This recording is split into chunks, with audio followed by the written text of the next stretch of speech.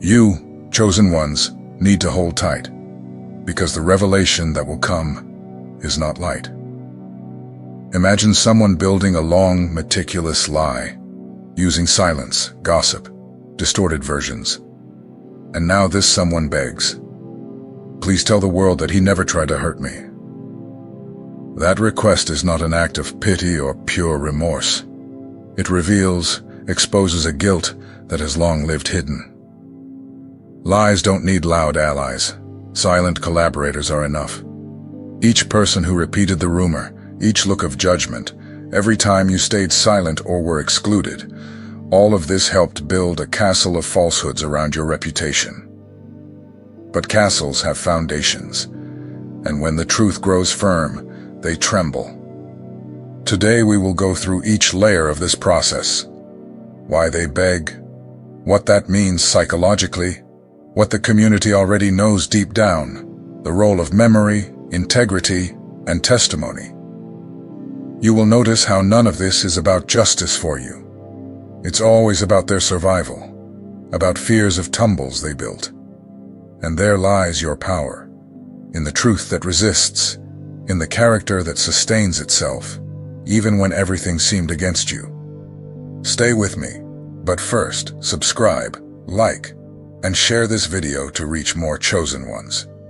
They are pleading, they ask, they beg, they try to convince those who still listen to them. But what seems a request for peace is actually a disguised confession. Because those who have the truth on their side do not need to beg for testimonies. They, on the other hand, know what they did. They know they exaggerated, that they distorted, that they lied. And now, the request comes not from nobility, but from desperation. When someone tries to persuade witnesses to say that you never tried to hurt anyone, it is not empathy, it is fear.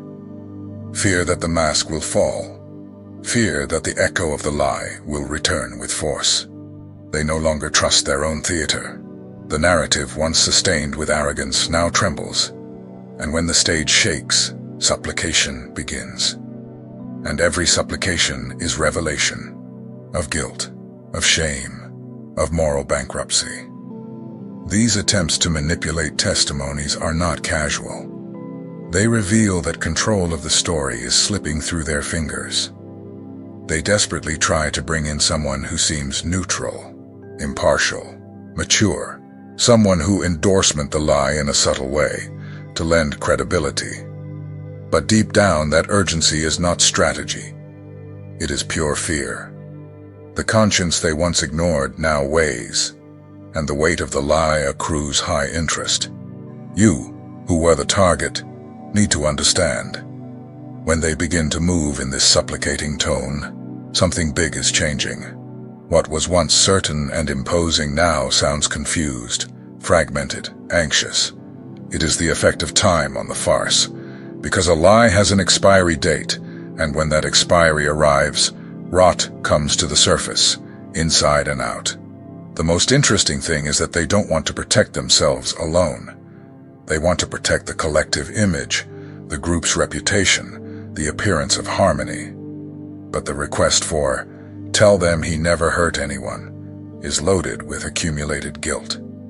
It is an attempt to redeem themselves without taking responsibility. They want forgiveness without confession. They want healing without truth. And that doesn't exist. What you represent now is a mirror. Your presence is uncomfortable because it returns questions. What if it wasn't as they said? What if we exaggerated? And if, in the end, we were the ones who were wrong? They cannot stand these questions. That is why they beg. Because they are trying to escape a judgment that has already begun. The judgment of their own conscience. And the most powerful thing about all this, you did not need to raise your voice. You did not need to take vengeance. You did not need to accuse. Their own guilt is doing the work. The supplication that once was unthinkable is now constant. They beg for you to say that everything is fine. But you know, it is not. And it will not be until the truth is recognized. not only behind the scenes, but in front of everyone. Whenever they ask someone to say good things about you, they are admitting that what they said before was a lie.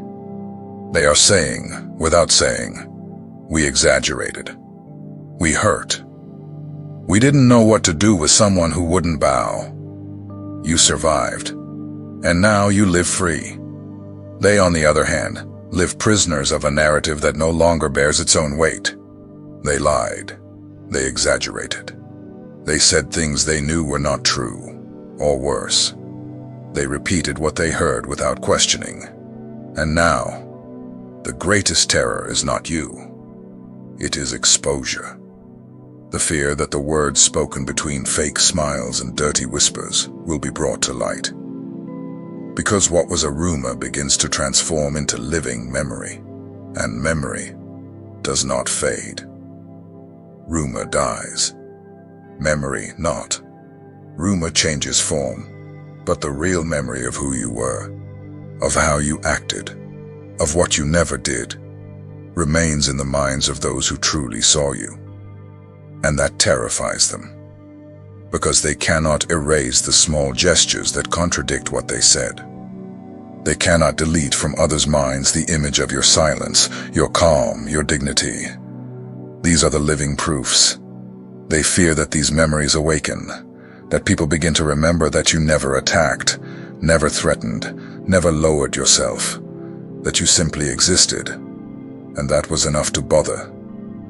The fear of exposure grows because there are witnesses, people who, at some moment, saw, heard, felt, and these people are now a threat. The attempt to silence these voices is predictable.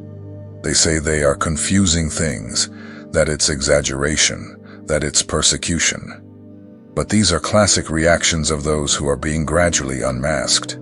When the fabric of the lie begins to tear, they try to sew with new lies.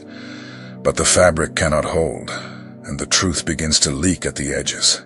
The fear of exposure is the fear of consequences, fear of losing respect, status, social power, and above all, fear of public shame. Because it's easy to maintain appearances when no one confronts. But when memories gain voice, faces turn red, speeches tremble. The show cannot stand before the audience. You do not need to force anything. The truth walks alone. And when it arrives, it does not ask for permission. The collective memory is waking up. The small scenes come together. The silences begin to make noise. Questions arise. And with them, panic. What was once just a well-told rumor is now a poorly told story. And poorly told stories, when revisited with care, reveal their flaws. You are the presence that discomforts, the name that triggers guilt, the face that unmasks. They are afraid. Real fear. And this fear is the clearest sign that the truth is near. You never needed to dirty your hands to defend your truth. You may have chosen silence in many moments. You may have chosen not to enter into empty confrontations, even in the face of provocations. You may have even been ignored while others said what they wanted about you. But there was something you never lost, your integrity.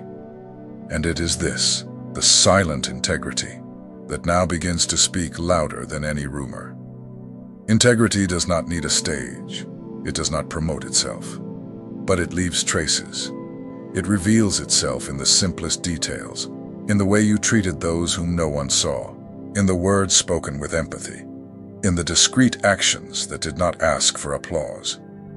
These small actions, done without an audience, were like invisible bricks. Bricks that today hold up a solid bridge between what you always were and what others are now beginning to see. Those who tried to paint you with the colors of falsity knew deep down that this image did not match your essence. It was like sticking labels on a surface that rejects them. They do not last. They do not stick. And this starts to bother those who lied, because they expected time to bury your truth. But time, in fact, matured your true reputation. And now it begins to bloom, slowly, yet undeniably. That silent integrity has this power.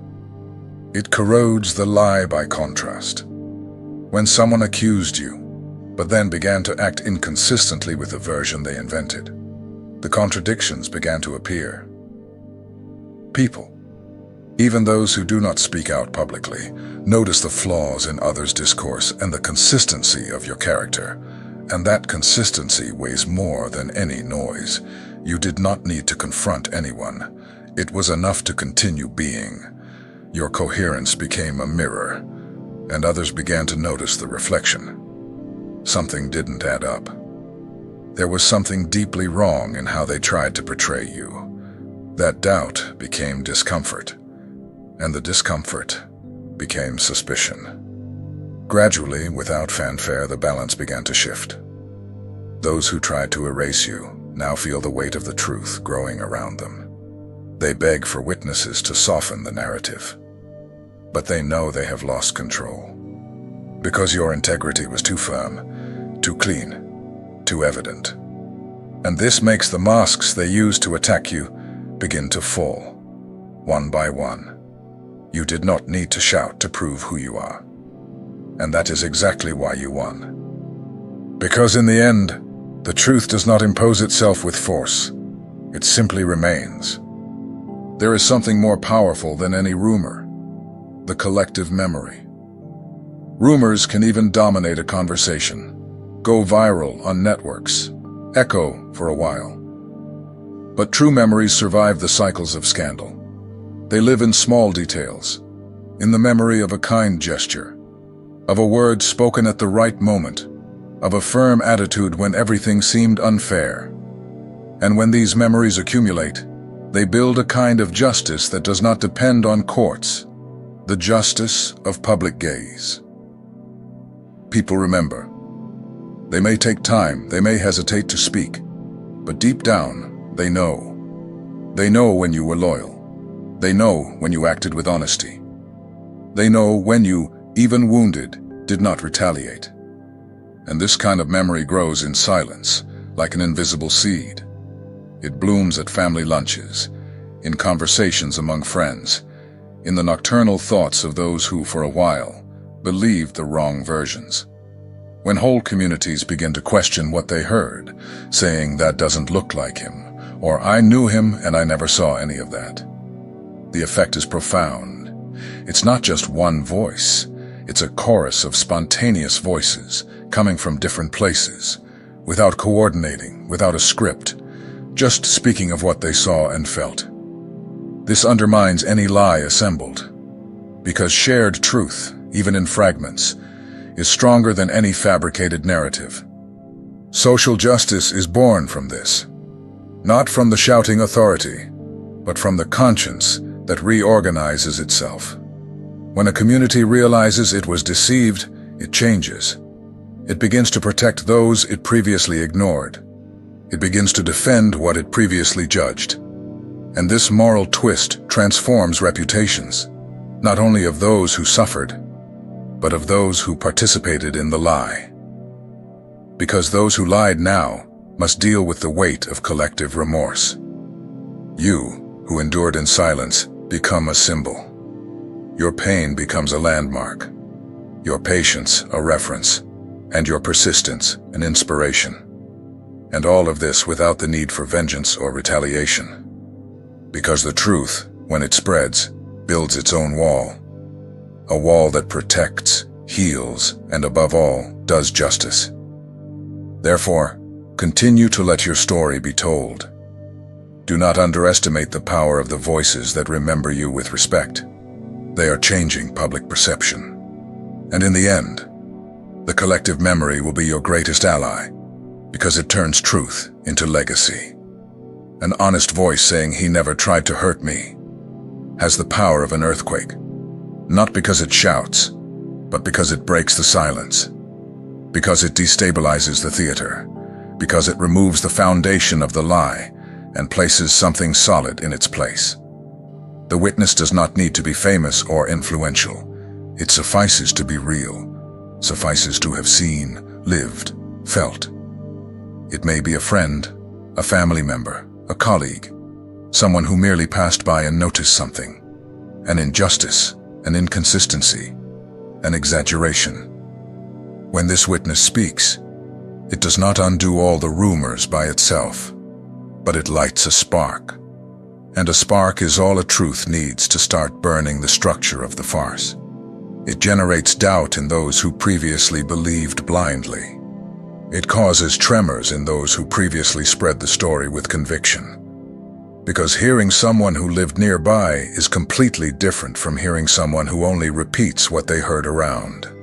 Experience has weight. Lived truth has another vibration, another energy, and it is felt. The desperation of those who lied is precisely this. A single witness can collapse the castle they spent years building. They try to control the narrative, keep everything under a veil of silence. But when someone stands up and says, "No, this does not match who he is," everything begins to crumble. The gears of the lie jam. People begin to question themselves. And even those who don't want to believe come to observe with more attentive eyes. And it is at this moment that they try to turn the tables.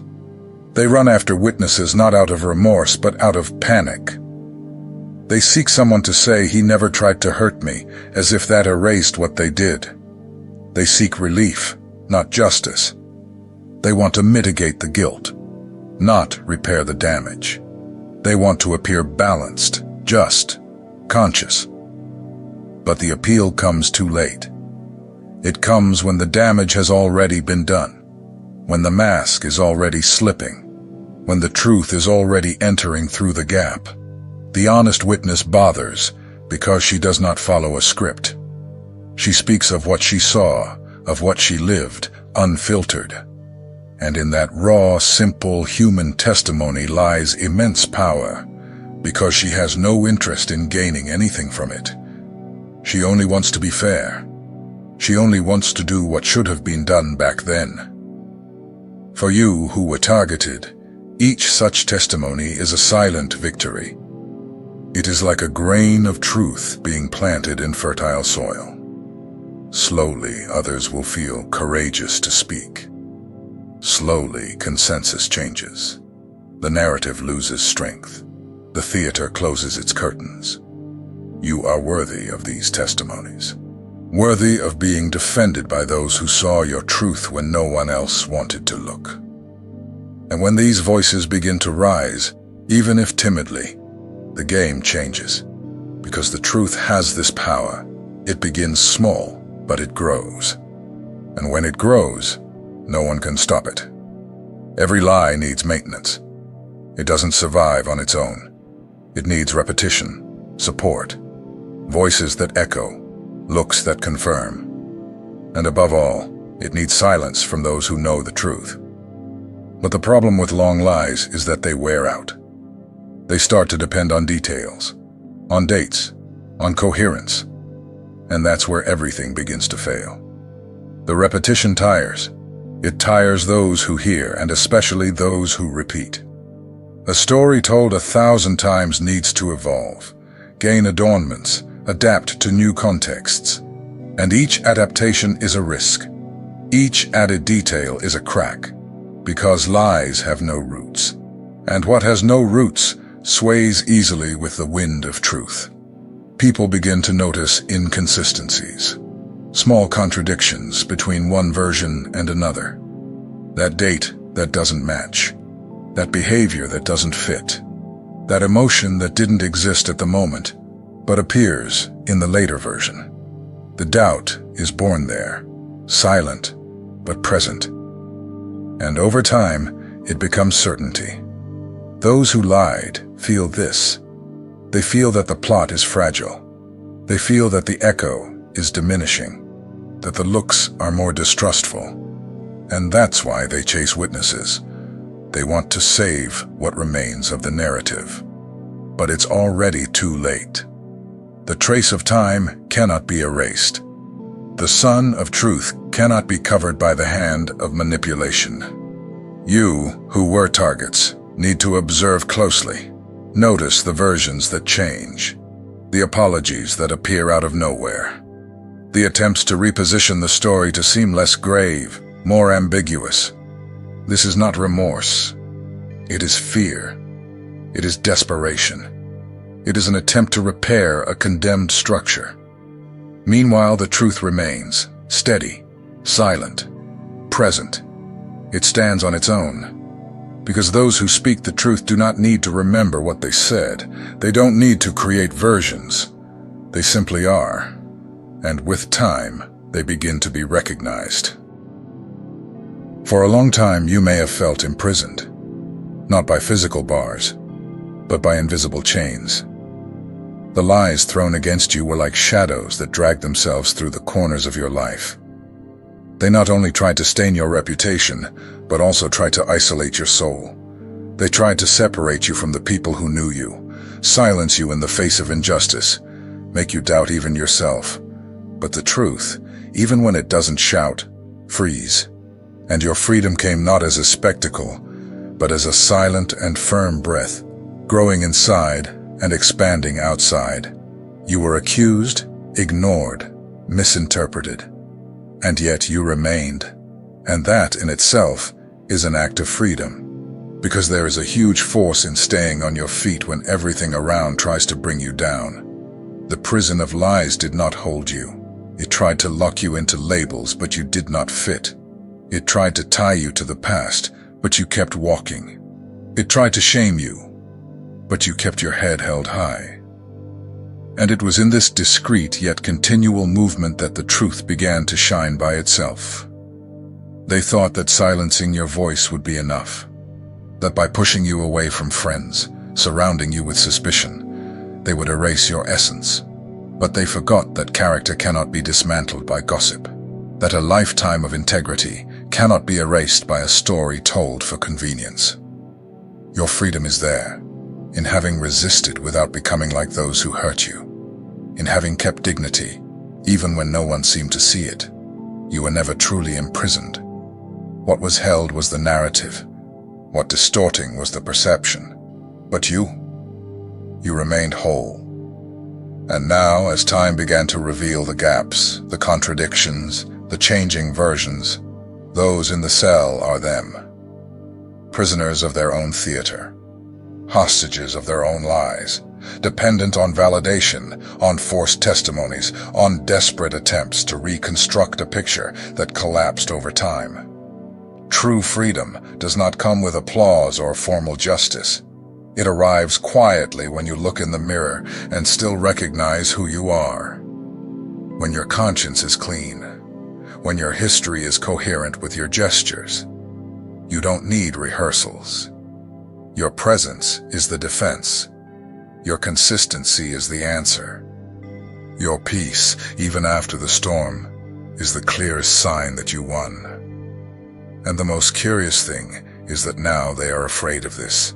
They fear your calm, the way you go on with life without begging for justice, without plotting against anyone. Because that is rare. That destabilizes. That reveals the contrast between who built your truth and who always needed masks. They beg for testimonies, not because they want truth, but because they fear exposure. They fear that what you are, simply is, will reveal everything they are not. You, the chosen, walked through all the layers. You saw up close the mechanism of falsehood, the complicit silence, the fear of exposure, the desperate attempt to control versions, the requests for testimonies that are less about justice and more about self-protection. You felt the weight of injustice, but you also recognized the lightness of truth when it begins to emerge, even without shouting. What once seemed oppressive and unshakable now reveals cracks. You saw how lies crumble before living memory. How the truth, even without spotlights, resists. Each person who dares to remember sincerely. Every witness who decides not to stay silent anymore. Each action of yours lived with integrity. All of this has weight. It has strength. It has echo. It wasn't easy. You were attacked, silenced, judged for stories built to feed vanity, fears, and corrupted traditions. But the truth does not need spectacle. It flourishes in detail. It grows in time. It matures in patience. And it was like that step by step that you arrived here, without needing to retaliate, without becoming what they tried to make of you. The deepest thing is to realize that you have already won. Not because you were applauded, but because you remain standing. You keep loving. You keep building. You keep being. Lies need repetition to survive.